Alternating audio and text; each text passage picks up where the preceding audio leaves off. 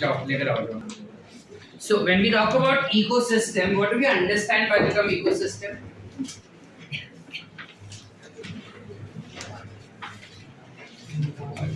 Ecosystem म्हणजे काय?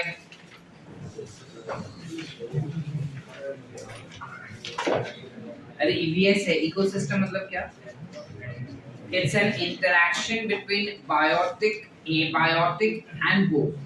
मतलब अलग अलग लिविंग ऑर्गेनिजम्स के बीच में जो इंटरेक्शन होता है वो, नॉन लिविंग सब्सटेंसेस में जो इंटरेक्शन हो रहा है वो, लिविंग और नॉन लिविंग सब्सटेंसेस में जो इंटरेक्शन हो रहा है वो, इन सब को मिला के we classify it to be as ecosystem. ठीक है. So ideally when we talk about ecosystem, it has two components. There are two components of ecosystem, which is biotic and abiotic. When we talk about abiotic components, you can split this abiotic components as organic or inorganic components. All right. Whereas when we talk about biotic components, they can further be classified into multiple types. Very firstly, you can classify them as autotrophs and something called as heterotrophs. जब हम autotroph का बात करें, this can further be identified into as chemoautotrophs and photoautotrophs. What is the difference between chemoautotrophs and photoautotrophs? This we have discussed during photosynthesis chapter. We'll do that again. जब कभी भी कोई भी ऑर्गेनिज्म किसी chemical को तोड़ता है और उस केमिकल को तोड़ने के समय अगर वो एटीपी जनरेट करता है तो उसे हम कहेंगे chemoautotrophs. और जब कभी भी कोई ऑर्गेनिज्म लाइट यानी फोटोन को हार्वेस्ट करके उसमें से एटीपी बनाएगा तो you call them to be as phototroph. Simple है बेटा. ठीक है. When we talk about heterotroph, this can further be divided or bifurcated further as micro consumer and macro consumer. Micro consumers वो होते हैं जो सराउंडिंग में से खाना तो ले रहे हैं लेकिन कम क्वांटिटी में लेते हैं. So that will include all of your decomposers. ठीक है. It will include all decomposers. सबके बंद करो बेटा टिकी. ठीक है. It will include all decomposers. Macro consumers will be including your herbivores, carnivore, as well as omnivores.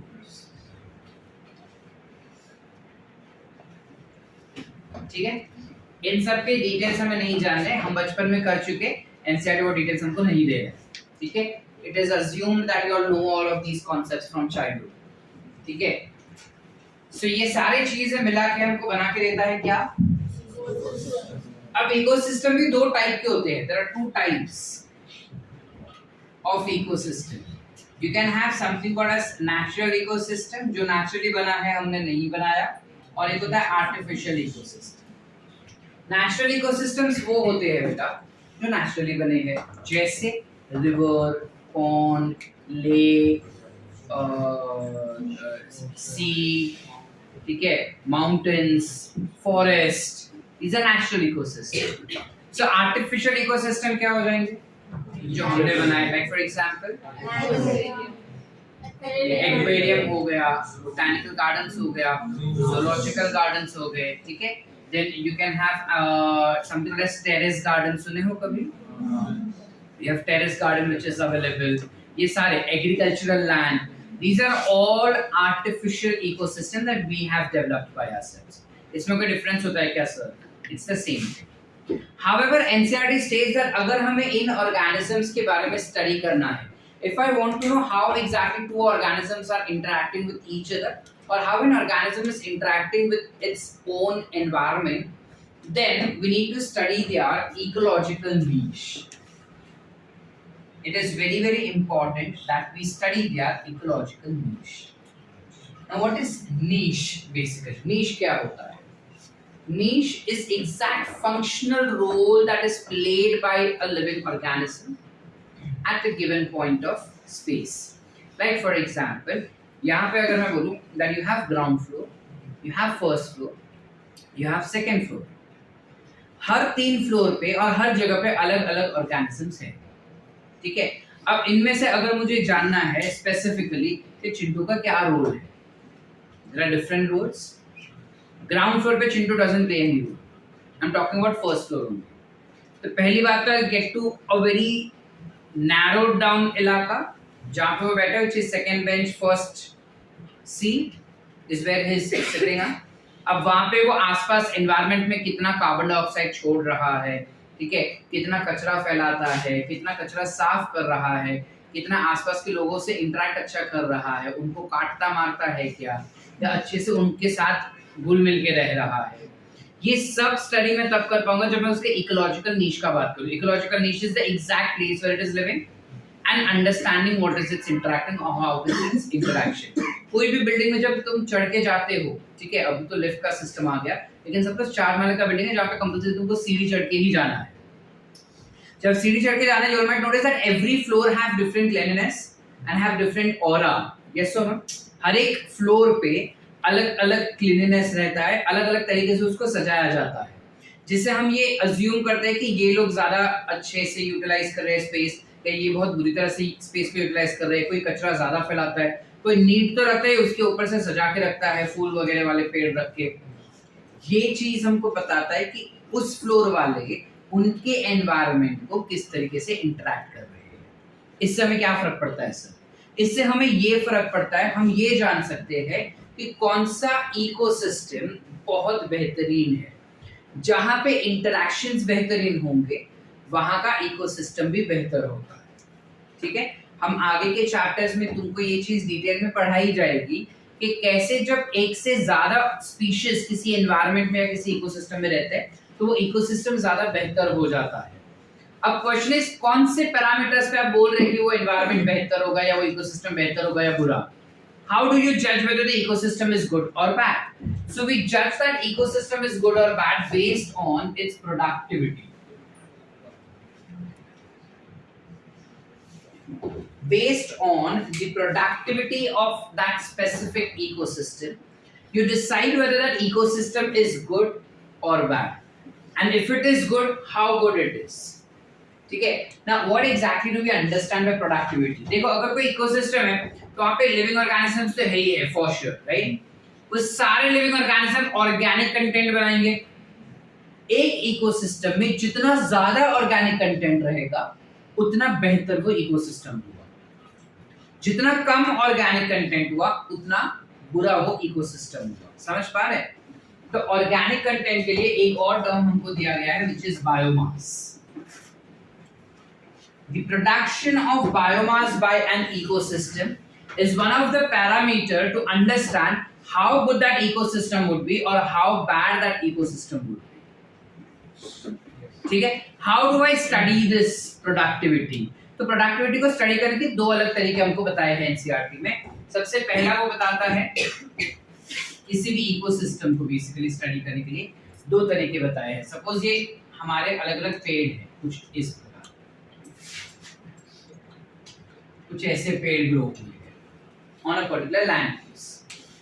I can bifurcate this particular land piece horizontally, right? अगर मुझे horizontally उसको bifurcate करना रहेगा, अगर उसको स्टडी करना है ऐसा, तो what do I do? I will cleave it horizontally. हम vertically उसको तोड़ते हैं ताकि horizontally उसको स्टडी कर सकें। समझ पाए या नहीं समझ पाए? यस और नो? यस। हम क्या कर रहे हैं? पूरे इकोसिस्टम, मतलब अगर मुझे ये इकोसिस्टम स्टडी करना है तो मेरे पास 2 तरीके हैं। या तो मैं हाइट वाइज जाऊं, लोगों को हाइट वाइज बिठा दिया मैंने, चलो, तो या तो मैं हाइट वाइज स्टडी कर सकता हूं या फिर मैं बेंच वाइज स्टडी कर सकता हूं। So if I am going height wise that means I am bifurcating your vertically. If I am going bench wise that means I am going horizontally. Did we understand? So when I'm studying horizontally, ideally I'm cleaving that particular land vertically to understand them horizontally. करते हैं? इस particular land को मैं ऐसा vertically काटा जिस वजह से मुझे हॉरिजॉन्टल पीस ऑफ लैंड मिला। Understood? This is called as zonation. काय म्हणतात? Zonation. Zonation is what? Horizontal study of land. Correct? Whereas if I am bifurcating this same land piece, if I want to study it vertically, height wise अगर मुझे study करना रहेगा, तो I will bifurcate this particular lands or bifurcate this particular ecosystem horizontally to study their vertical divisions. This is called as stratification. क्या म्हणतात बेटा? Stratification. So stratification क्या होगा? It will be vertical study of land, या फिर you can say it as ecosystem. We don't use term land, rather we would use term ecosystem. ठीक है? तो अगर मुझे किसी इकोसिस्टम को स्टडी करना है तो उसको टुकड़े टुकड़े में स्टडी करूंगा। तो उनको टुकड़ा करने का दो तरीका है, या तो तुम जोनेशन कर सकते हो या तो तुम स्ट्रैटिफिकेशन कर सकते हो। वो करने के बाद जो टुकड़े मिल रहे हैं उनको हम स्टडी कर रहे हैं डिटेल में, तो उन टुकड़ों का productivity is what we will try and check. So when we are trying to check its productivity, we can check its productivity at 3 levels. First is primary productivity,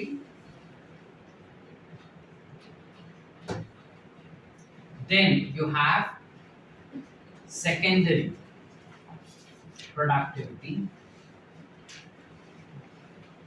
and lastly you have net productivity. Are we clear? Yes or no? Yes. जब मैं बात करता हूँ primary productivity, meaning I am trying to check out कि photo autotroph या simply autotroph से हमें उस इकोसिस्टम के ऑटोट्रोफ से हमें कितना बायोमास मिल रहा है, वो मैं यहाँ पे स्टडी कर रहा हूँ। अब हमें पता है कि जितने भी ऑटोट्रोफ से those are primary source of biomass, meaning अगर हम इंसानों में या किसी भी एनिमल्स के अंदर हाइड्रोकार्बन कंपाउंड्स आ रहे हैं, that is only and only because of plants. हम तो प्लांट्स नहीं खा रहे, हम तो नॉन वेज ही खाते हैं, हार्डकोर नॉन वेजिटेरियन। तो क्या हुआ? Even if you are non vegetarian, the animal that you are eating was ultimately dependent on the plant only. So ultimately plant becomes primary producers ना बेटा? They are primary producers of biomass. Yes or no? Yes. Now, since they are primary producers of biomass, they will obviously become or categorized to be as primary production. अब इसको हम कैसे calculate करें? इसको calculate करने के दो तरीके हैं। एक होता है सबसे पहला जिसे हम कहते हैं ग्रॉस प्राइमरी प्रोडक्टिविटी, जहां पे हम ये देखते हैं कि टोटल कितना कार्बन हाइड्रोकार्बन कंपाउंड्स वो बनाता है, यानी टोटल बायोमास कितना वो बना रहा है। सो टोटल बायोमास कितना बना रहा है उसको दो स्टेप्स में किया जाएगा। First step is where you are trying to check out how much CO2 fixation is taking place. So how much CO2 is fixed per gram of chlorophyll per meter square area. 1 metre square area में 1 ग्राम का chlorophyll कितना carbon dioxide fix करता है, पहले तुम्हें ये जानना होगा। ठीक है? और ये जानने के लिए मुझे ये तो पता होना चाहिए कि 1 ग्राम क्लोरोफिल कितना होगा। सो अमाउंट ऑफ क्लोरोफिल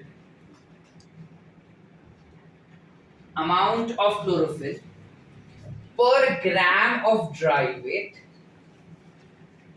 पर मीटर स्क्वायर ऑफ लैंड, म्हणजे 1 स्क्वायर मीटर का लैंड अगर हुआ, उस स्क्वायर मीटर लैंड पे मैं किसी भी एक पेड़ को लेता हूं और उसे ड्राई कर देता हूं। ड्राई करने के बाद 1 ग्राम ड्राई लिया, मतलब 1 ग्राम वो ड्राइड सब्सटेंस लिए, और उस 1 ग्राम में कितना क्लोरोफिल है वो मैंने जाना, which I will ultimately multiply and get my final answer. अब मुझे पता चल गया कितने ग्राम का क्लोरोफिल है। अब उसमें से 1 ग्राम के क्लोरोफिल में कितना कार्बन डाइऑक्साइड फिक्स हो रहा है वो मैं कैलकुलेट कर लूंगा, जिससे मुझे उस स्क्वायर मीटर एरिया में जितने भी प्लांट्स है या ऑटोट्रोफ्स है वो टोटल कितना प्रोडक्शन करवा रहा है बायोमास का वो पता चल जाएगा. Yes or no? So that brings up to something called as gross primary productivity. चले आगे बेटा. ये पता चल जाने के बाद supposedly उसने बनाया 100% food. Let's say it is 100%. Can that 100% be transferred to the next level? No, it will not. Why? अगर हम घर पे खाना बना रहे हैं, जितना भी खाना हमने बनाया, मम्मी ने जितना भी खाना बना के रखा है, क्या वो सारा का सारा हाउस हेल्प को दे देंगे, ले तू खा ले? नहीं.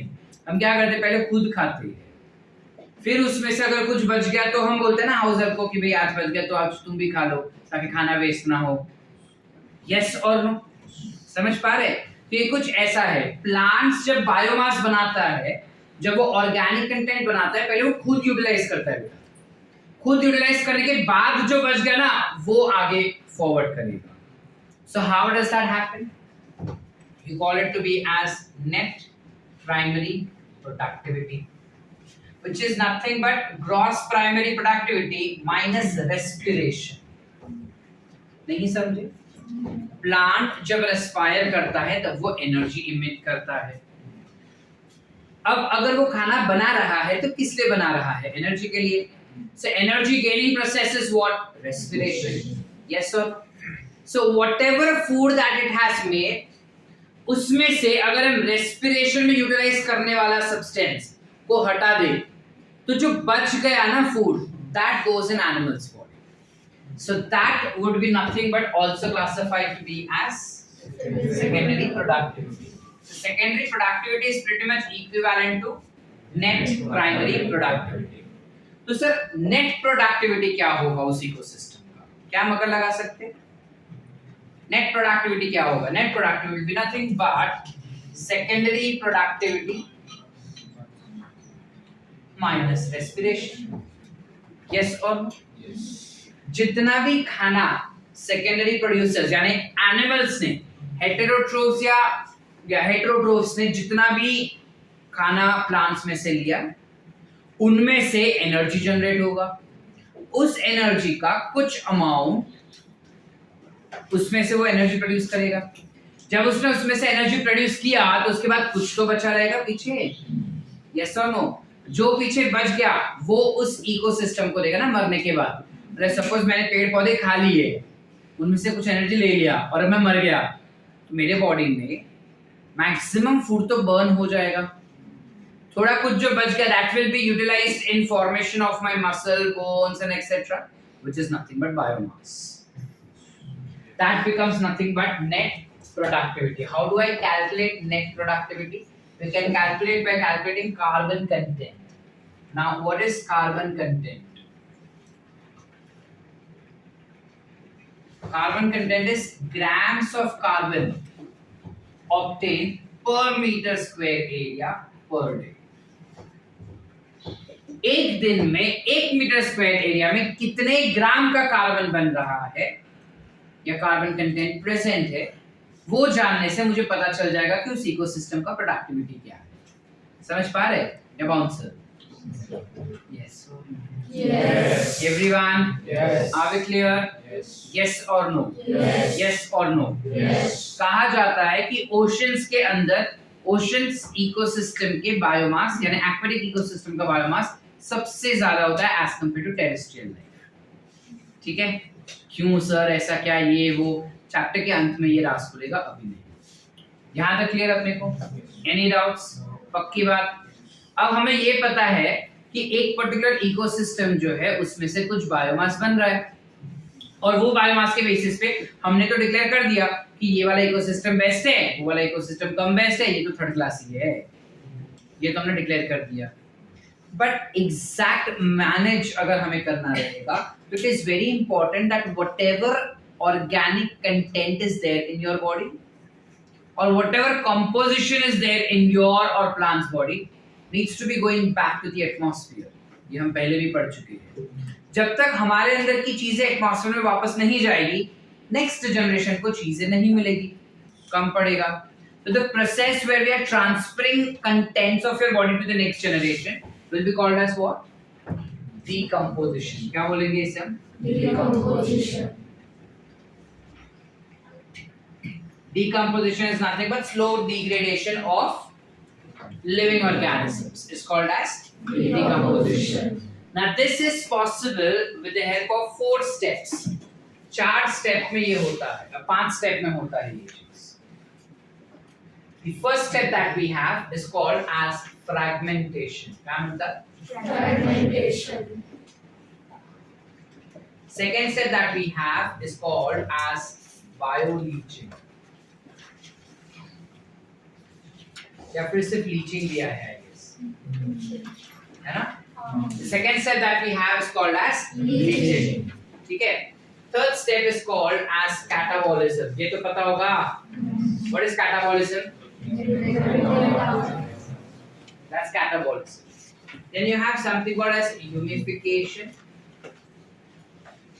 And finally we have mineralization. तुम पेज घुमा घुमा के कितना भी देखो, हमको रीड करना ही है. सो रुक जाओ. अगर पेज घुमा के हमको सब समझ जाता तो सिर्फ पेज घुमाया होता है. सिलेबस और जल्दी खत्म होता. सुनो. When we talk about all of these 5 steps, the first step that we have is fragmentation. क्या होता है fragmentation? जब कभी भी कोई भी बड़ा सब्सटेंस टूट के छोटा सब्सटेंस में कन्वर्ट होता है, whether it is living, non-living, organic, inorganic, doesn't matter. Whenever a large chemical or a larger substance breaks down to smaller substance without the help of any enzyme, large to small, without any enzyme, or you can say without any catalyst, so you classify that process to be as fragmentation. ठीक है? Board exams में 3 marks के लिए ये question हमें आ सकता है. Right a note on decomposition करके. जब कभी भी कोई बड़ा सब्सटेंस को तोड़ तोड़ के छोटे सब्सटेंस में कन्वर्ट करेंगे तो इस प्रोसेस को we will call it to be as fragmentation. लेकिन जब इस बड़े कंपोजिट या बड़े कंपोनेंट्स को तोड़ तोड़ के छोटे में कन्वर्ट करते हैं, काफी बार हमें मिल जाता है इसमें इनऑर्गेनिक केमिकल्स भी. Many a times we tend to obtain inorganic chemicals also. अब सीन क्या होता है? तुमने इरिगेशन करवाया या तुम बारिश हो गया या वहां पे पानी आया फॉर सम रीजन. उस समय पे क्या होता है, ये जो इनऑर्गेनिक केमिकल्स मिलते हैं अपने को, वो पानी के साथ मिक्स होके सॉइल के अंदर चला जाता है. जब पानी के साथ मिक्स होके ये इनऑर्गेनिक कंटेंट सॉइल के अंदर जाता है तो सॉइल के अंदर भी ऑलरेडी इनऑर्गेनिक केमिकल्स होते हैं. सो पानी के अंदर वाला इनऑर्गेनिक केमिकल, सॉइल के अंदर वाला इनऑर्गेनिक केमिकल दोनों एक दूसरे को मिल जाते हैं. भाई and they tend to precipitate in the form of salt. In the form of Salt. नहीं समझे? Once more. क्या बोला हमने? जब large molecules टूट टूट के छोटे chemicals में convert होता है, तब बाय प्रोडक्ट के तरीके से अपने को काफी इनऑर्गेनिक केमिकल्स मिलाए जाते हैं. ये जो इनऑर्गेनिक केमिकल्स हमको मिले हैं irrigation के टाइम पे या for some reason they come in contact with water and along with water that inorganic chemical goes inside the soil. Soil में जैसे ये पानी जाता है along with inorganic chemicals, soil के अंदर भी inorganic chemicals होते हैं. तो वो सॉइल के अंदर वाले inorganic chemicals पानी के अंदर वाले inorganic chemicals के साथ फ्यूज हो जाते हैं. जैसे वो फ्यूज हो जाएंगे, they will precipitate in the form of salts. We know what is precipitation? Yes or no? Yes. We know what it is. So it will get precipitated in the form of salt. यानी ideal scenario क्या हुआ? पानी के अंदर का inorganic chemical निकल गया ना? Yes or no? इस प्रोसेस को we call it to be as leaching. क्या मिलता है? Leaching. समझे? एक और टर्म तुमको आ सकता है, चीज बायो लीचिंग. क्या होता है बाद में पढ़ाते हैं, पहले ये प्रोसेस समझ लेते हैं. लीचिंग क्लियर है? Everyone? Yes. Any doubts? Can I go ahead? This is what we call it to be as leaching. अब इन दोनों प्रोसेस के साथ साथ एक और प्रोसेस होता है which is called as catabolism, जहां पे larger organic chemicals are broken down to simpler inorganic chemicals. ठीक है? Larger organic chemicals are broken down to form simpler inorganic chemicals. This process will require catalysts, yes or no? So this is with enzymes, या फिर I will simplify, this will be with catalyst. तो इसे bacteria वगैरह action भी होगा, इसे हम कह देते हैं कैटाबॉलिज्म. ये तीनों प्रोसेस हमेशा साथ ही में होता है, it goes simultaneously. Are we clear about these three processes? Everyone? Yes. Everyone? Yes. Any doubts? No. नक्की. Next we come up for humidification. इसमें क्या होता है? You will have partial breakdown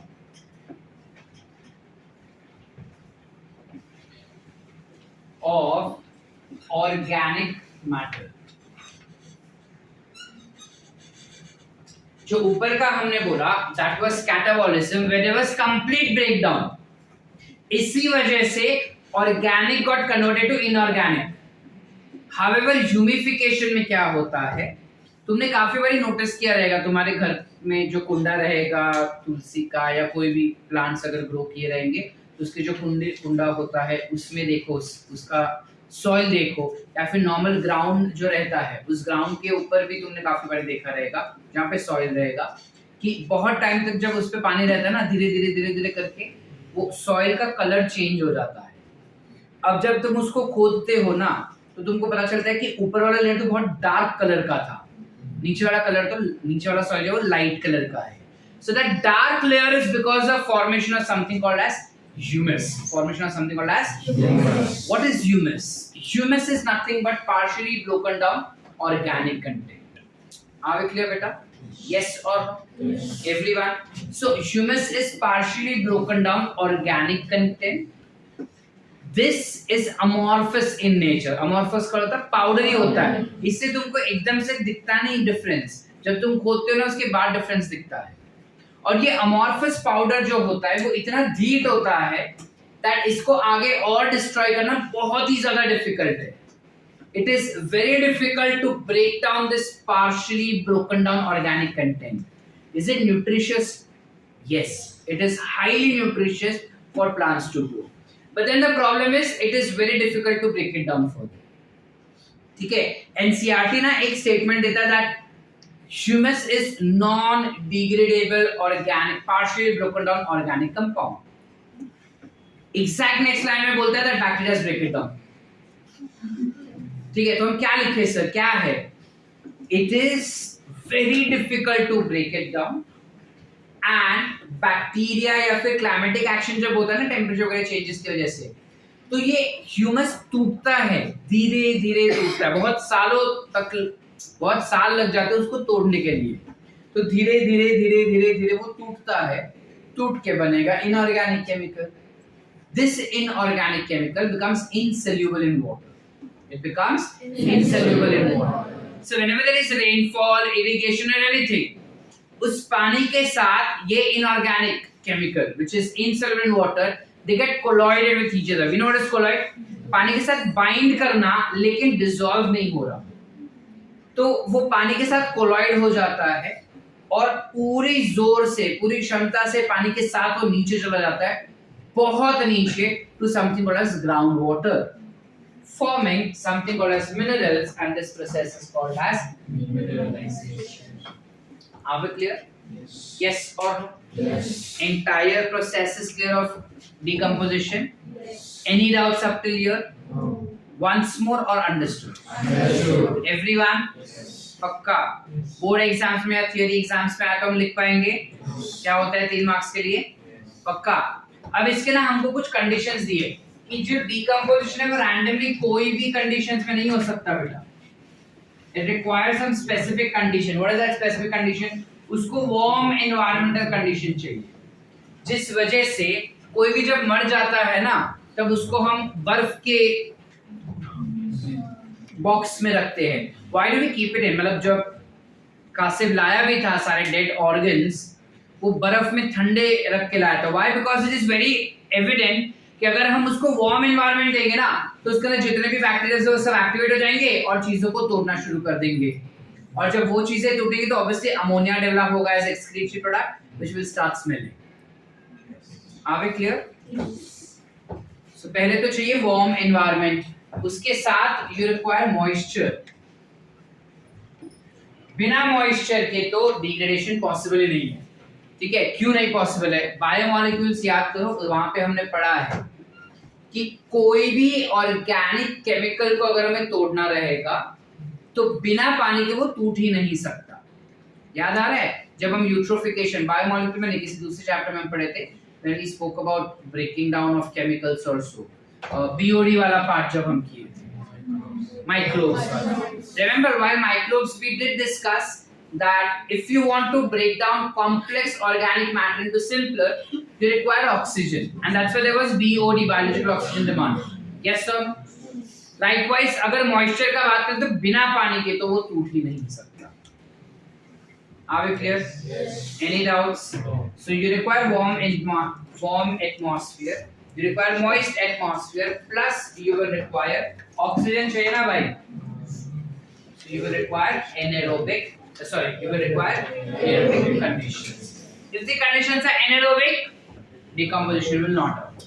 If the conditions are very cold, decomposition will not occur. ठीक है? ठीक है, Yes. समझे? Any doubts up till here? पूरा क्लियर, इजी, बचपन में जो पढ़ते थे वही आया वापस, कुछ नया नहीं है। ठीक है, इतना रीड करें पहले। Let's read this much. Aditya बंद करो बेटा। Next, what we understand is telling you about how exactly there is energy flow which takes place. आता एनर्जी फ्लो म्हणजे काय असतं मुद्दा? एनर्जी फ्लो मतलब बेटा एक ऑर्गेनिज्म जब दूसरे ऑर्गेनिज्म को खाता है तो उसे कितना एनर्जी मिल सकता है उसमें से। सो हमें कहा गया है कि जो अल्टीमेट सोर्स ऑफ एनर्जी है वो कौन होगा बताओ? मास, plants, which is the ultimate source of energy? Absolutely. Sun becomes the ultimate source of energy. यानी इस धरती पे जितना भी एनर्जी बन रहा है या पाया जा रहा है, that is because of sun. तो जो सन हमारे अर्थ पे आता है तब कितना और कैसे आता है वो हमको देखना है। So out of the total amount of sunlight that is emitted from the sun, 36% of that is been reflected back because of ozone layer. 36% reflect हो जाता है वापस। ठीक है, 10% gets filtered in ozone. So what comes on earth is 54% of light. This 54% of light that comes on the earth, out of that, the amount of light that is capable to be classified as photosynthetically active radiation, कहते हैं? Yes or no? Photosynthesis में पढ़े थे हम, visible range of light. So sunlight से जितना भी light अपने को मिल रहा है, जितने भी रेज हमको मिल रहे हैं, उनमें से जो पार है photosynthetically active radiation will obviously be less than 50%, right? It is less than 50%. उनमें से around 2 to 10%, around 2 to 10% is absorbed by plants. 2 से 10% ऐसा है जो प्लांट एब्सॉर्ब कर लेता है। ठीक है, theoretically this is the value that is given to us. Ideal is 1% only, 0.1 से 1% ही होता है, 0.01 से 0.1% ही होता है। इनफैक्ट उतना कम अमाउंट का एनर्जी प्लांट जो है वो एब्सॉर्ब कर पाता है। ठीक है, but will consider it to be as 2 to 10% because that's what is given in our NCERT. ये 2 to 10% of light which is absorb by the plants for photosynthesis.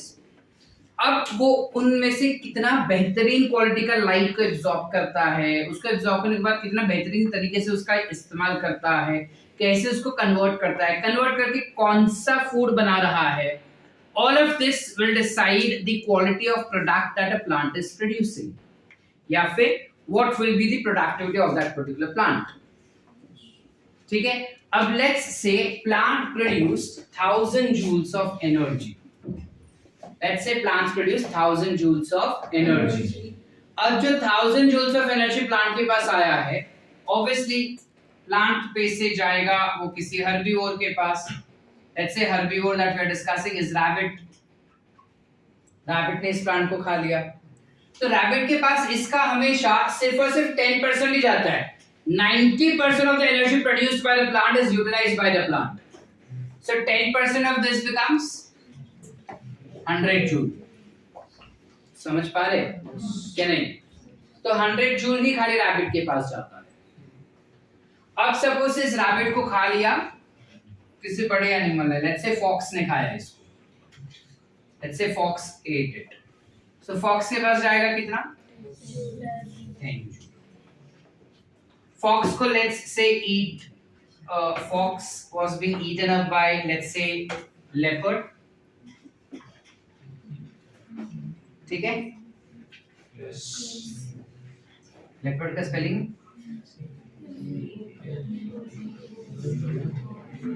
Tiger ने खाया. लेट्स से टाइगर लेपर्ड भाग गया. देख ठीक है, वो देखा मेरा स्पेलिंग बराबर नहीं लिख रहा है. भाई रिकॉर्डिंग चालू है, उसमें भी आ गया. चलो, टाइगर ने इसको खाया. कितना मिला टाइगर को? सोचो, प्लांट में बनाया था 1000, इसको मिला 1. क्या ये सेम अमाउंट ऑफ एनर्जी मरने के बाद प्लांट को दे सकता है? Meaning flow of energy will always be unidirectional. Remember this statement कि बचपन में 9th स्टैंडर्ड में भी तुमको था for people who are SSC board के. ऐसा सोच मत बेटा, अभी ऐसा हम रिवाइज करके बैठे हैं. Flow of energy will always be unidirectional.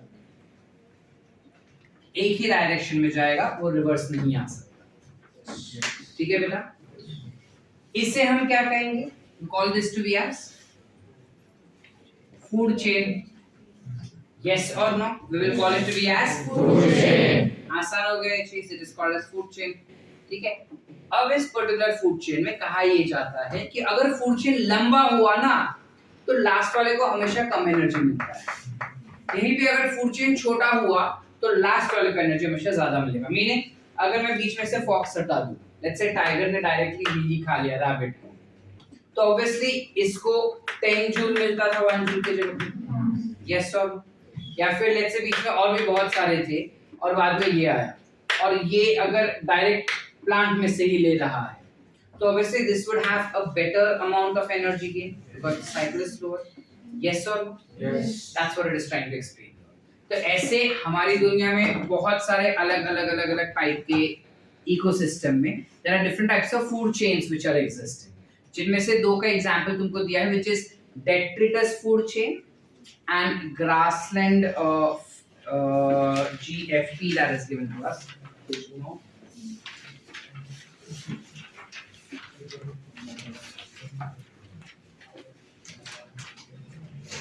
हाँ, grazing food chain.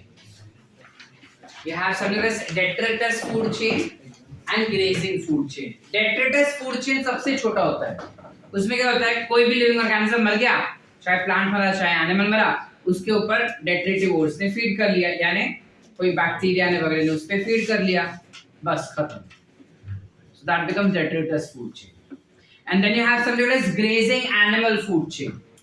अब ग्रेजिंग एनिमल फूड चेन या ग्रेजिंग फूड चेन क्या होगा? जब कोई एनिमल चारा वगैरह खाने को आता है और वो वहां पे मर गया, तो मरने के बाद उसी के ऊपर डेट्रिटिवोर्स जो है वो फीड करेंगे ना. यस और नो? तो ideally both these chains are interconnected. ऐसी बहुत सारी चेन्स है जो इंटरकनेक्टेड होती है.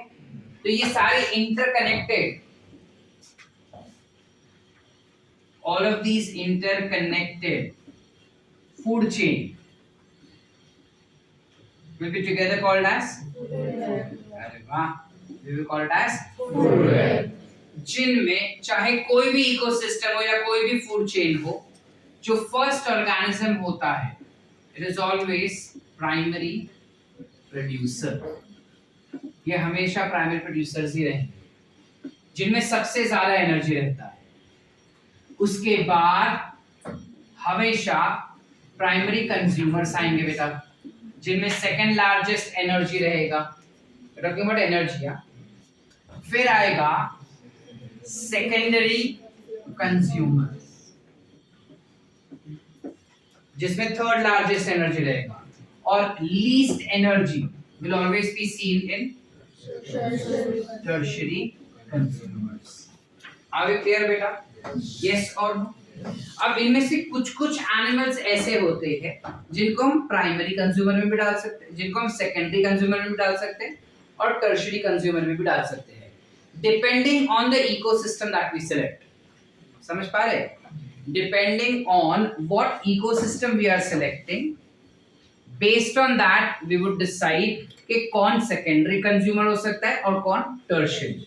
जैसे फॉर एग्जांपल इस फूड चेन में हम कह रहे थे टाइगर एंड फॉक्स के बेसिस में fox is the secondary consumer, yes और no? If I talk about grassland ecosystem, grassland ecosystem क्या होता है? जिधर घास है। अब जिधर घास होते हैं वहां पे अपने को टाइगर तो दिखेगा नहीं, जंगल में दिखता है, तो ग्रासलैंड इकोसिस्टम में fox becomes your tertiary consumer. Are we clear?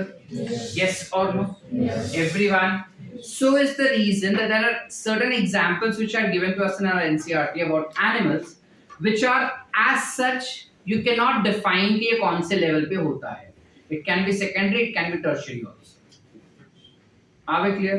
Yes. Any doubts? With that respect, you have a term given in your NCERT which is standing crop. अब ये स्टैंडिंग क्रॉप क्या हुआ बेटा? वो बताता है कि एक गिवन पॉइंट ऑफ टाइम पे एक ऑर्गेनिज्म के बॉडी में उस समय कितना बायोमास है, that becomes it's standing crop. समझ पा रहे? लाइक फॉर एग्जांपल अगर नीचे से कोई म्यूल जा रहा है, वी नो सांगली में there are too many mules, if there is a mule that is going और इट इज पासिंग बाय, अभी ऑन द स्पॉट मुझे जानना है कि उसके अंदर कितना बायोमास है। So whatever biomass you find in that mule at this given point of time will be called it to be as standing crop. क्या बोलेंगे इसको अपन? Standing crop. Important term, NEET में घुमा के काफी बार इस पे पूछा गया है, match the column, correct match या स्टेटमेंट बेस पे। याद रहेगा बेटा? Any doubts? Are we clear? I don't think so. There's anything else which is given to us in this particular concept. Sort है यहाँ तक? पक्का? आगे चले या इतना रीड करना है पहले? रीड करो।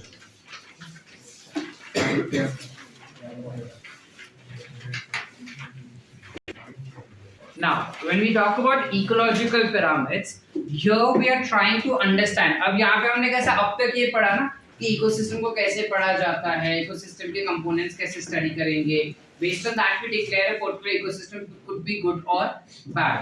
But in today's scenario where we want things to be more concise and accurate और फट जानना है, तो with that respect you have something called as ecological pyramids which are developed, जहाँ पे तुम डायग्रामेटिकली बता सकते हो कि वो पर्टिकुलर इकोसिस्टम कितना अच्छा है या कितना बुरा है। कैसे बता सकते हैं? तो हम एक पिरामिड बनाते हैं which is of bar graph sort of, जहाँ पे लोअर ब्लॉक जो रहता है वो हमेशा प्रोड्यूसर का होगा, हमेशा, चाहे वो ज्यादा क्वांटिटी का हो या कम क्वांटिटी का हो, doesn't matter, but lower block will always B of primary producers which will be stacked on by primary consumers, which will be stacked on by secondary consumers and then tertiary consumers. ठीक है? अब इसमें अलग-अलग ecosystem का अलग-अलग aspects के pyramids हमको सिखाए गए हैं। ठीक है? जितने एनसीईआरटी में दिए हैं हमें उतने ही बाय हार्ट करने हैं और नहीं। जिसमें सबसे पहला हमको दिया गया है about grassland ecosystem, right? Now for that grassland ecosystem the first pyramid that is given is pyramid of number, meaning where it is telling us that grassland ecosystem में primary producers कितने होंगे, which it states somewhere around 58 lakhs 42,000. Yes, इतने plants हमको दिखाई देंगे या producers दिखाई देंगे in grassland ecosystem, followed by primary consumers which are somewhere around 7 lakhs 8,000. Then you have secondary consumers which are somewhere around 3 lakh 54,000. And finally tertiary consumers जो सिर्फ 3 होंगे, not more than that. Are we clear? अब ये जो अपने को graphical representation दिया है पिरामिड का, isn't that pyramid growing gradually? That's why it is called as upright and erect. क्या कहेंगे? Upright and erect. Are we clear? Any doubts? Sure. Next that we have is giving you a classification or identification of pyramid of biomass of grassland ecosystem only. Grassland ecosystem में अगर plants ज़्यादा है तो obviously biomass भी उसी का ज़्यादा होगा, followed by primary consumer, secondary consumer and tertiary consumer. So if you can see that the biomass is given to be in the quantity of kg per meter cube square.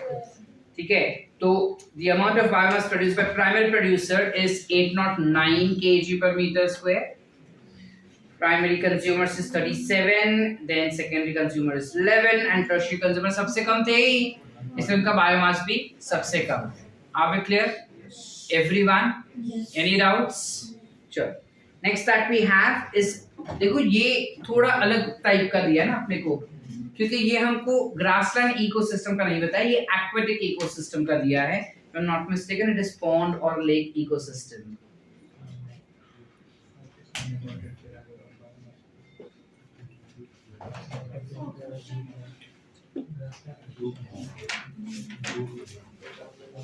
Okay. This is basically aquatic ecosystem का अपने को दिया गया है यहाँ पे, जहाँ पे वो कहते हैं कि ग्रासलैंड इकोसिस्टम में हमेशा number of plants will be less as compared to aquatic ecosystem को बताया यहाँ पे। So obviously aquatic ecosystem में number of plants will be less than as compared to animals. So that's why if you see primary producers का number कम है and secondary producers का number ज़्यादा है और primary consumers का ज़्यादा है। Can we see that? So here the pyramid is upright, the pyramid is erect, but then it is inverted. It will be, जहाँ पे बाजू वाला इतना बड़ा पैराग्राफ में एक स्टेटमेंट भी दिया है कि जो एक्वेटिक इकोसिस्टम का पिरामिड्स होते हैं, there are possibilities that their pyramids can be inverted also, जहाँ पे number या biomass produced by plants will be less as compared to animals. Are we clear? Last pyramid जो अपने को दिया है, that is pyramid of energy. दिमाग में गांठ बांध के रखना है, because the flow is unidirectional, it can never be possible that I have more amount of energy in tertiary and less in primary, never possible. चाहे एनिमल्स कितना भी कम हो, चाहे प्लांट्स कितने भी कम हो, चाहे वो प्लांट्स के अंदर नंबर कम हो या बायोमास भी कम होगा ना, फिर भी एनर्जी हमेशा वही ज्यादा प्रोड्यूस करेगा और टर्शियरी हमेशा कम प्रोड्यूस करेगा। So pyramid of energy can never be inverted, it will always be upright and erect. Are we clear? Everyone? Any doubts? Pyramid of energy ध्यान से देखो, ये क्या बता रहा है? सनलाइट में से जो एनर्जी अपने को मिल रहा है, that is 100, that is 10,000. Sunlight से रे गलड़े, सनलाइट से जो एनर्जी मिला है, that is 10 lakh joules. Can you see that? So ideally by 10% rule, it should have dropped down to 1 lakh joule. But here it has dropped down to 10,000, which means it was 1% rule that it is following. Yes or no?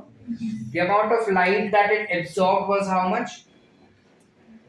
Just 1%. यानी pyramids में वो 1% बराबर explain कर रहा है, which is the maximum energy that a plant can absorb from sunlight. But theoretically लिखते समय वो 2 to 10 दे रहा है, जो गलत info है, but हम वही सच मान के चल रहे हैं, ठीक है?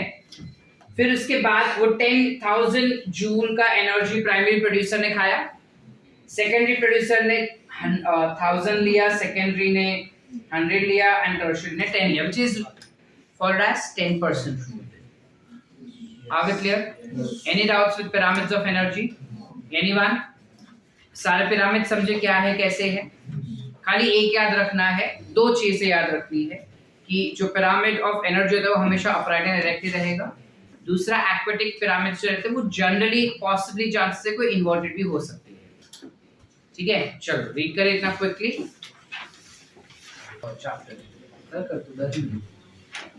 चलिए। नेक्स्ट हम देख रहे हैं which is ecological succession. As we have discussed this concept during biological classification as well as during kingdom planting. We'll do that back again. What exactly is ecological succession? The slow and gradual change in the atmosphere or in the environment that is brought about because of some organism that tends, because of the interaction of some organism with its surrounding, leading to complete change of the ecosystem is called as ecological succession. So पूरा answer sir, कुछ नहीं समझा. जब कोई एक ecosystem है, उस ecosystem में धीरे धीरे धीरे करके चेंजेस आता है, जिस वजह से कंप्लीट इकोसिस्टम ही बदल जाता है. यानी पहले एक्वेटिक इकोसिस्टम था, यानी पॉन्ड था, वो पॉन्ड से सीधा कन्वर्ट हो जाता है इनटू फॉरेस्ट इकोसिस्टम. तो जब वो चेंज होता है ना फॉरेस्ट इकोसिस्टम में, तो ऑब्वियसली पहले कोई ऑर्गेनिज्म था जो उस पानी के अंदर आया रहेगा, जो धीरे धीरे एनवायरनमेंट को चेंज किया, जिस वजह से दूसरे ऑर्गेनिजम्स आ पाए, उन्होंने एनवायरनमेंट को और थोड़ा चेंज किया, फिर तीसरा आ पाया, फिर चौथा, फिर पांचवा, ऐसे करते करते करते करते हर एक ऑर्गेनिज्म ने अपना अपना कंट्रीब्यूशन दिया उस एनवायरनमेंट को चेंज करने में. और फाइनली सीन ऐसे हुआ कि सीधे बड़े बड़े पेड़ आने लगे, जहाँ पानी था, जहाँ पे पॉन्ड था इतना बड़ा सा, अब वहां पे पूरे पेड़ आने लगे हैं. तो इस चेंज को हम कहते हैं ecological succession. Are we clear? The first organism which comes and dwells at such kind of area is called as pioneer species, and the last organism which comes and dwells over there is called as climax community. क्या कहेंगे उसको हम बेटा? Climax community. याद रखना, first वाला जो है इकोलॉजिकल सक्सेशन में will be called as pioneer species, and the last one to come over there becomes climax community. Okay, it becomes climax community. Are we clear up till here? Yes or no बेटा? Yes. Are we clear? चले आगे. अब इन दोनों के बीच में काफी सारे अलग अलग स्टेजेस भी आ सकते हैं. So उन स्टेजेस को you call it as serrae या फिर serral stages. The stages in between pioneer and climax community is called as serral stages या serrae. ठीक है बेटा?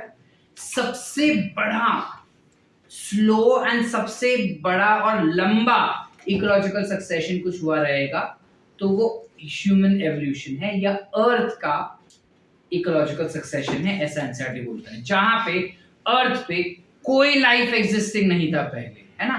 धीरे धीरे धीरे धीरे धीरे धीरे एवोल्यूशन हमने पढ़ा कि कैसे बैक्टीरियाज आए, बैक्टीरिया से इवॉल्व होते होते होते होते कैसे हम इंसान बने. So who is the climax community? Homo sapiens. Who is the pioneer community, pioneer species? First bacteria that came on the earth. Are we clear? Any doubts? In between जो भी आया ना, amphibians आया, reptiles आया, porifera आया, जो कोई भी आए, वो सब क्या हो जाएंगे? एक एक सेल स्टेज, because वो environment को change करते हैं. तो इस हिसाब से हमारे पास दो टाइप के ecological succession होते हैं. एक which is called as primary ecological succession, and दूसरा which is called as secondary ecological succession. Now what exactly is primary and secondary ecological succession? Primary ecological succession वो होगा जहां पे पहले कुछ भी existing नहीं था, कुछ भी नहीं, no life was existing. अब वहां पे कोई नया ऑर्गेनिज्म आया, जैसे लाइकेंस आया या फिर मॉसेस आए, धीरे धीरे धीरे धीरे चेंजेस होके फॉरेस्ट बन गया, and that becomes primary. Secondary वो होता है जहां पे पहले कुछ था लेकिन नेचुरल कैलामिटी या डिजास्टर की वजह से वो सब धुल गया, सब एवरीथिंग गॉन. जैसे Mohenjo-daro, you had an entire setup, but due to some natural calamity that entire life and entire setup went off. And अब फिर से कोई वहां पे रहने आ रहा और वो धीरे धीरे एनवायरनमेंट को चेंज कर रहा है. अब एनवायरनमेंट को चेंज करो, फिर से पहले जैसा बना रहा है. So again it's an ecological succession, but this will be called as secondary. अब तुम अकल लगा के बताओ कि कौन सा इकोलॉजिकल सक्सेशन फास्ट होगा, प्राइमरी या सेकेंडरी? प्राइमरी या सेकेंडरी? प्राइमरी या secondary? Secondary will always be faster, and that's where you gain your 5 marks in your NEET examination. आवे क्लियर? पहले तेरे पास पैसे नहीं थे, मेहनत करके तू पैसे कमाई, अब तू जुआ खेलने लगी, सारे पैसे हार गई, फिर से कमाना होगा तेरे को। अब तेरे को टेक्निक पता है ना कैसे कमाने की, तो फिर से उतना टाइम लगेगा वहां पे पहुंचने को, समझे? खत्म बात। नंदिनी बोलती मेरे को तो लगेगा सर। क्लियर? जाऊया पुढे. दोन एक्झाम्पल्स दिलेत आपल्याला. एक जरा आपण म्हणतात झेरार्क इकॉलॉजिकल सक्सेशन, दुसऱ्याला आपण म्हणतात hydrarch ecological succession. Xerarch ecological succession में पहले लाइकेंस आते हैं, फिर मॉसेस आएगा, फिर टाक टाक टाक टाक टाक टाक टाक and finally forest. Pioneer of Zerark ecological succession is, and climax will be trees, tall trees. ठीक है? And then when we talk about hydrarch succession, page घुमा के देखो, पूरा एक डायग्राम दिया है. Can you see that? Hydrarch ecological succession में सबसे पहले आते हैं फाइटोप्लैंक्टन्स. फाइटोप्लैंक्टन्स क्या होते हैं? छोटे छोटे प्लांट्स जो पानी के अंदर तैरते हैं, इसे हम कहते हैं फाइटोप्लैंक्टन्स. उसके बाद होता है सबमर्ज्ड प्लांट स्टेज, बाद में आता है submerged free floating plant stage, उसके बाद आता है reed swamp, then marsh meadow, scrub and finally forest. ये सीक्वेंस हमें याद रखना होगा क्या सर? हाँ, तुमको या तो सीक्वेंस आ सकता है क्रोनोलॉजिकल ऑर्डर में अरेंज करने के लिए, या सिंपली बता सकते कि इसके पहले क्या आता है, इसके बाद क्या आता है, ये कौन से स्टेज पे आता है, ऐसा क्वेश्चन पूछा जा सकता है. आवे क्लियर? करते सॉर्टे वाचुया. There are too many substances, there are too many elements that we find around ourselves. ये सारे अलग-अलग elements जो हमको हमारे आसपास दिखते हैं, they are taken inside our body and ideally they are stored by our body. If we do not give these stored elements back to the atmosphere, at some point of time, it is obvious कि हमने environment का सारा चीज अपने body के अंदर भर दिया है. अब हम एनवायरनमेंट को कुछ दे ही नहीं रहे, तो नया इंसान कभी बनेगा ही नहीं, नए ऑर्गेनिजम्स कभी बनेंगे ही नहीं, बिकॉज उनके पास ये सारे एलिमेंट्स होंगे ही नहीं. So to avoid that, what happens is you have something like mineral cycling that takes place. What happens in mineral cycling? So we have discussed this while talking about nitrogen cycle also, कि अगर environment से कोई चीज लिया है तो अलग अलग तरीके से अलग अलग ऑर्गेनिजम्स में जाता है और ultimately it goes back to the atmosphere. That is what we call as mineral cycling. तो इस हिसाब से कहा जाता है कि सबसे ज्यादा मिनरल्स अगर कहीं पे मिला तो कहां पे मिलेगा? Largest source of it soil है. So at given point of time किसी सॉइल के अंदर कितना न्यूट्रिएंट या element is called as standing state. क्या कहते हैं? Standing state. किसी भी सॉइल में अभी नीचे तुम भागो और कोई भी मिट्टी उठाओ और उसके अंदर चेक करो कि कैल्शियम कितना है, that is its standing state. ठीक? यस. विद दैट जब हम इन साइकिल्स का बात करते हैं, there are two types of cycles. One is called as gaseous mineral cycle and one is called as sedimentary.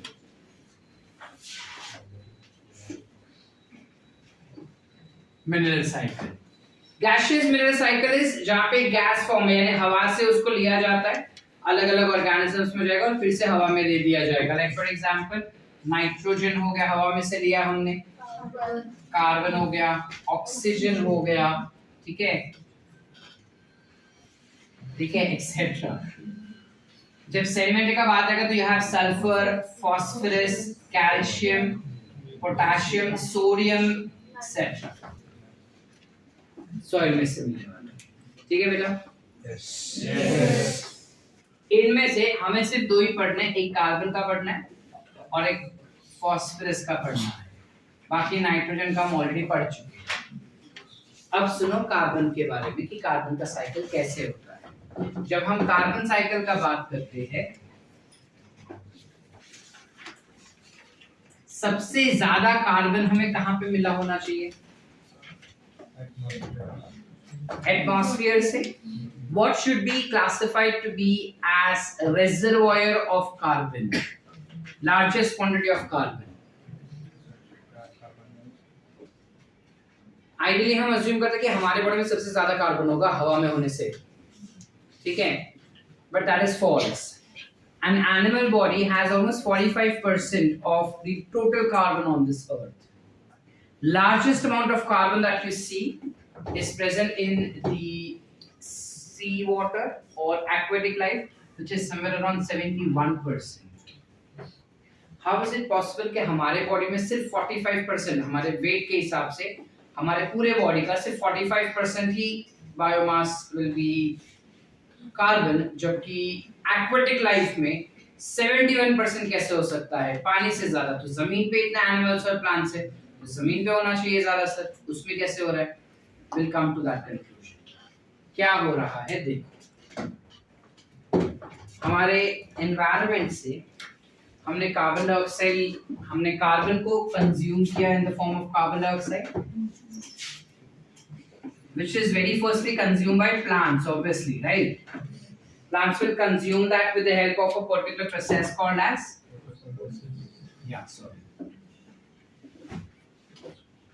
will consume by the process called as photosynthesis. बराबर.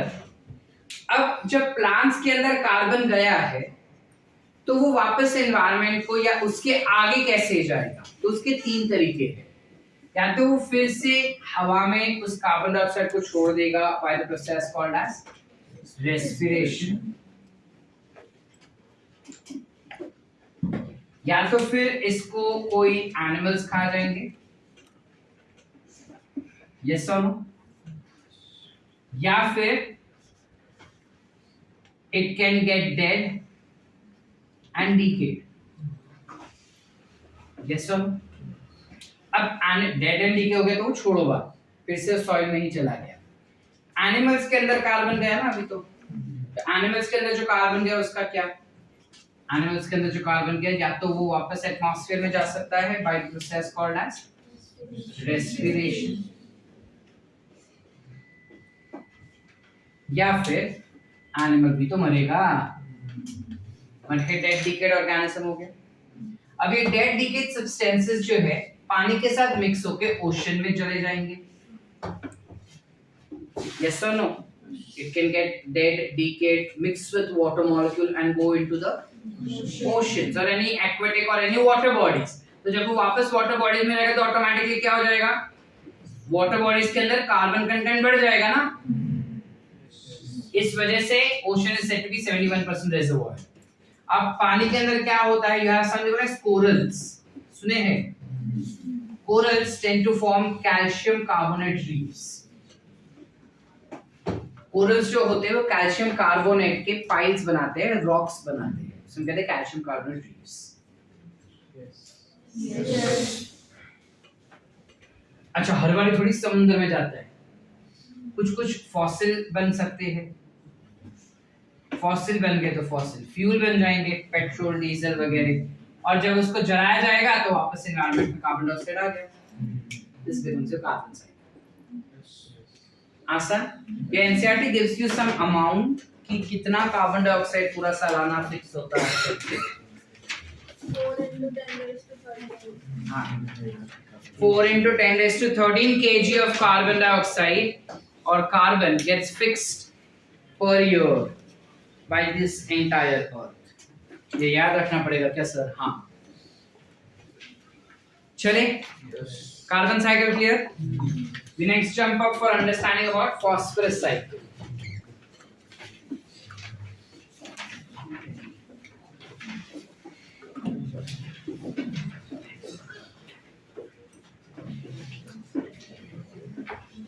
ROUS.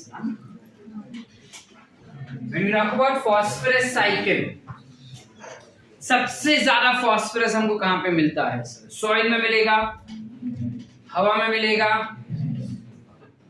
Bodies, animal या plant bodies में सबसे ज्यादा मिलता है.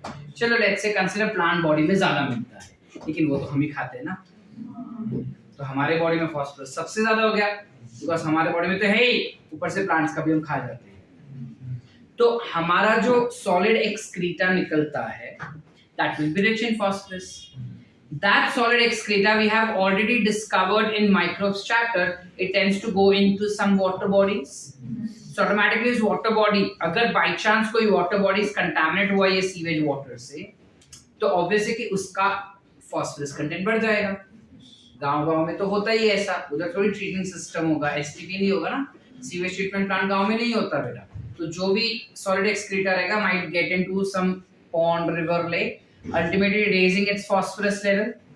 उसका phosphorus level increase होते ही वहाँ पे eutrophication हो जाएगा. We have discussed eutrophication also. What is eutrophication? जब phosphorus level बढ़ जाता है तो उधर algae का growth शुरू हो जाता है. वो algae धीरे करके सारा पानी absorb कर लेता है और dissolved oxygen देते जाएगा, लेकिन पानी absorb करते जाएगा और nutrients लेते जाएगा, जिस वजह से पानी के अंदर के जितने भी प्लांट्स और एनिमल्स हैं वो सब मर जाएंगे सफोकेट होके. और जब वो मर जाते हैं तो वो लैंड में ऑर्गेनिक कंटेंट बढ़ जाएगा, पानी का लेवल कम हो जाता है. So this slow and steady death of any water bodies is called as eutrophication. So अगर सपोज हमारे आसपास फॉस्फोरस हुआ, ठीक है, let's say you have phosphorus which is present,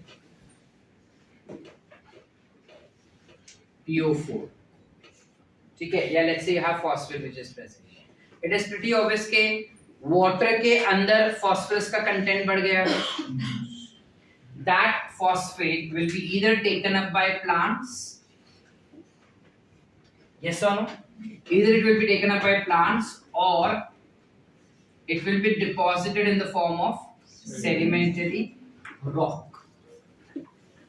Yes or no? Plants जब मर गए तो वो सेडिमेंटरी रॉक बन जाते, या फिर प्लांट्स को कोई एनिमल खा जाएगा, which is aquatic animal. Animals मर के सेडिमेंट हो सकता है, या फिर एनिमल्स को कोई एक्वेटिक बर्ड खा सकता है. You can have some aquatic bird eating up this animal. वीर सोच रहे हैं सर aquatic bird, पानी के अंदर कौन सा बर्ड होता है sir? Which is the bird which flies in water? No bird flies in water. So aquatic birds, sir. Aquatic birds are those birds which feeds on aquatic animals. Like for example, seagulls. सुने हो? जिसके बड़े-बड़े पैर होते हैं और वो ऐसा मछली ज़ूप करके पकड़ लेता है और वो मछली ही खाता है खाली. ठीक है? ऐसे एनिमल्स को you call it as aquatic birds. अब obvious अगर ऐसा इतना हो के इसके पास आ रहा है तो obviously इसके अंदर phosphorus कंटेंट ज्यादा रहेगा. तो इसका जो solid excreta होता है that will be rich in phosphorus, और that वो थोड़ी पानी में छोड़ेगा, तो लैंड पे छोड़ेगा. So it is called as guano deposit. क्या म्हणतात बेटा? Guano deposit. Call that solid excreta as guano deposit. This will be rich in what? Phosphorus. It will be rich in phosphorus. Yes or no? अब guano deposit जो हो रहा है, it is ultimately going to what? Soil, ना?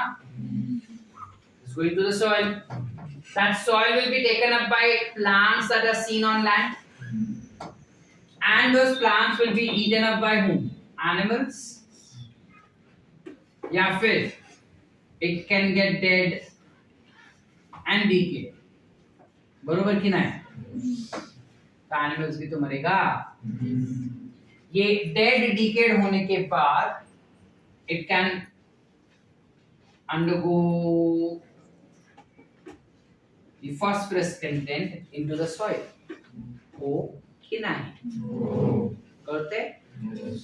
अगर eutrophication हुआ तो जहाँ पे पानी था अब तो पानी गायब.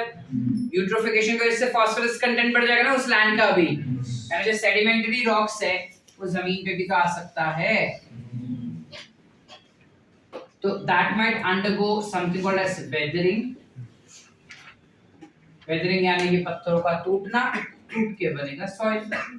या फिर you can have something called as industrial mining. Yes or no बेटा? और माइनिंग के वजह से you can again have guano deposit or soil formation take place. Once more or understood? Simple है. हमारे एनसीईआरटी में ऐसा कोई साइकिल दिया नहीं है, तो आपने क्यों पढ़ाया? मतलब दिया है बट थियोरेटिकली दिया है, ऐसा गोल घुमा के नहीं दिया, और काफी बीच बीच में से चीजें गायब करके कट शॉर्ट करके छोटे शॉर्ट फॉर्म में दिया हुआ है। बोर्ड एग्जाम में तो पूरा लिखना आएगा अपने को, जिसे तुमको पूरा ही करवा देते हैं। इजी, लिख ले ये चीज and also will read this much. फिर will come for the last topic जो सबसे बकवास घटिया टॉपिक है, ठीक है? चलो, now the next thing that we have is where you have to understand about ecosystem services, जहाँ पे एक साइंटिस्ट था जिसका नाम था रॉबर्ट कॉन्स्टेंजा। इस बंदे को जिंदगी में कोई काम नहीं था, लेजिटली कुछ काम नहीं था। वो बंदे ने क्या काम किया पता है? बैठे बैठे वो बोलते कि हमको एनवायरनमेंट से CO2 मिलता है, हमको एनवायरनमेंट से सॉइल मिलता है, और वही सॉइल अल्टीमेटली प्लांट्स लेते हैं, न्यूट्रिएंट्स वगैरह और हमको देता है। एनवायरमेंटल चेंजेस होते कितने सारे, यस और नो, जिस वजह से अर्थ पे लाइफ सस्टेन कर पा रहा है, प्लस अपने को ऑक्सीजन दे रहा है एनवायरनमेंट। अगर एनवायरनमेंट ये सारी चीज करने के लिए हमारे पास से पैसे चार्ज करे तो हमें उसे कितने पैसे देने पड़ेंगे? हाँ, इसने यहाँ पे रुका नहीं, उसने लेजिटली कैलकुलेट किया कितना पैसा हमको उसे देना पड़ेगा, जिसमें उसने कैलकुलेट करके बोला 33 billion US dollars annually. Trillion, अच्छा ट्रिलियन, 33 ट्रिलियन US डॉलर्स हमें उस एनवायरनमेंट को देना होगा for the services that the environment is providing us. ऊपर से ये भी बताता है कि पूरे दुनिया का मिला के अगर हम GDP देखें ना, मतलब which will not be GDP but हाँ, मतलब पूरे वर्ल्ड का हम इनकम जोड़े, इट इज समवेयर अराउंड